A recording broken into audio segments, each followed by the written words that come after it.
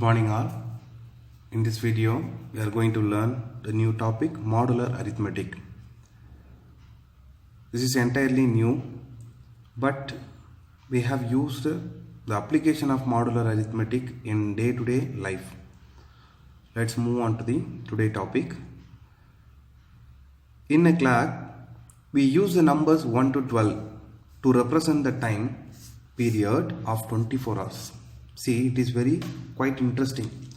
Actually, in a day consists of 24 hours, but we use the time clock.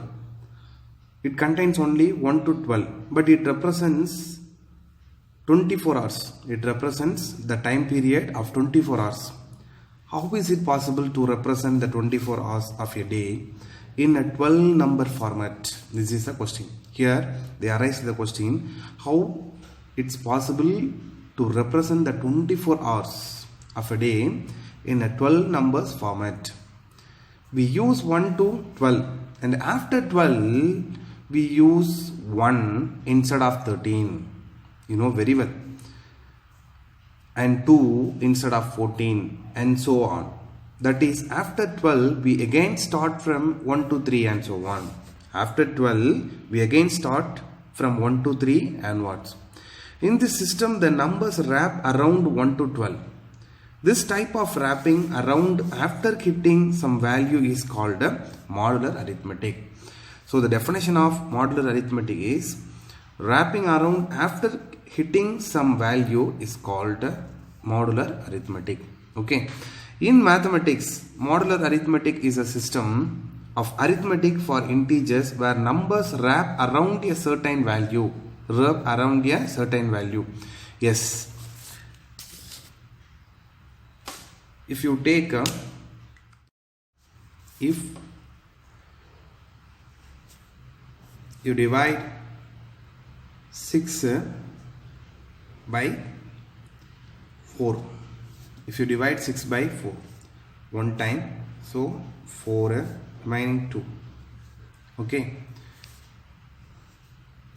If you take 10 divide by 4 2 times 8 2. If you take 14 4 3 times 12 2.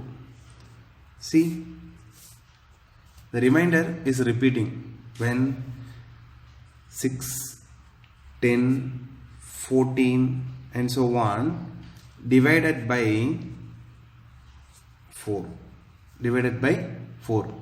Different values 6 10 14, but divided by the same number 4, but it leaves a remainder 2. Like this. Here in mathematics, modular arithmetic is a system of arithmetic for integer where numbers wrap around a certain value. Unlike normal arithmetic, modular arithmetic process cyclically. It is cyclically.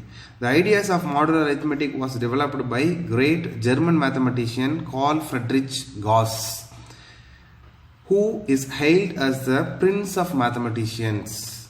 So prince of mathematician is Gauss. Okay. So examples. The day and night change repeatedly. This is one cycle, you know. The days of a week occur cyclically from Sunday to Saturday. The life cycle of a plant. These are the examples.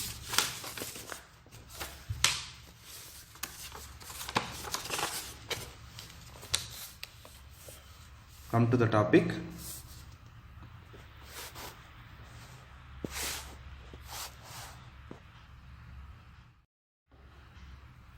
Congruence modulo. Two integers a and b are congruence modulo n if they differ by an integer multiple of n.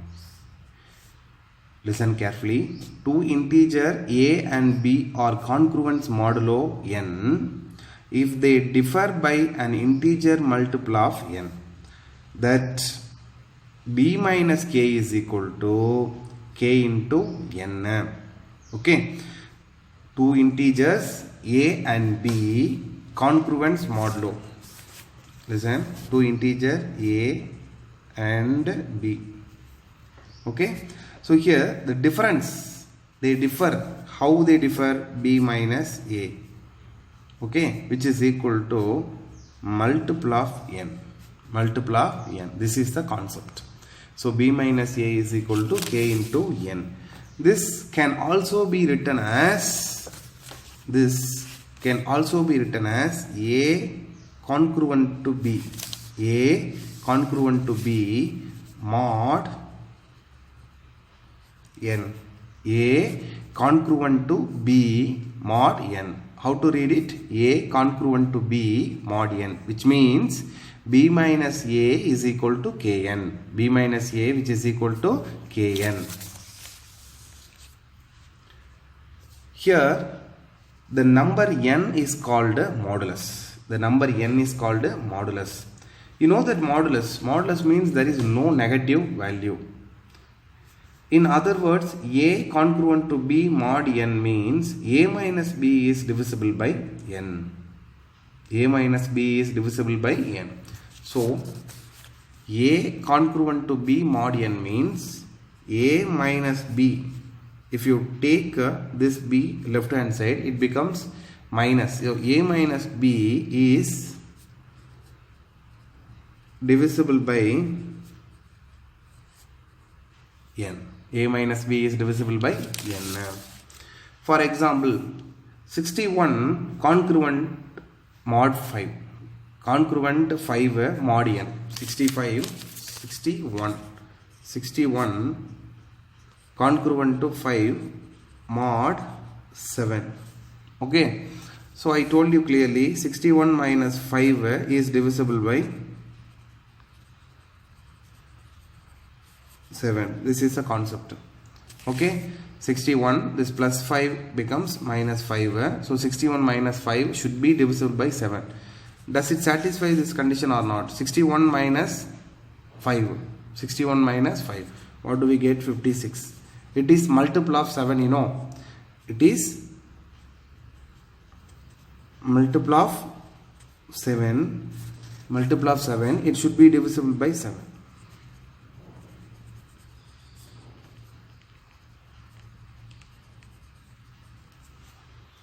Multiple of 7, it should be divisible by 7. Okay. Second, when a positive integer is divided by n, then the possible remainders are 0, 1, 2 and so on, n minus 1. When a positive integer is divided by n. Okay. So, the previous term of n, which means lesser value of n is n minus 1, you know very well. So, remainings are, those values are less than n will be the remainders. Second exercise you have learnt, if 2 divides any integer, for example 3 divided by 2, 1 time 2 leaves the remainder 1. What is its remainder? Okay, the remainder which is always less than the divisor. The remainder which is always less than the divisor. As well as 0 less than or equal to or less than b. You know, 0 less than or equal to or less than b. You have learned this condition, you know. So, 0, it may 0. If it is 0 means it is exactly divide. It is exactly divide. Or 1, 2, 3 and so on. Okay. But it should be less than the divisor. It should be less than the divisor. Here they said n is the divisor. N is the divisor. N divides. N divides a positive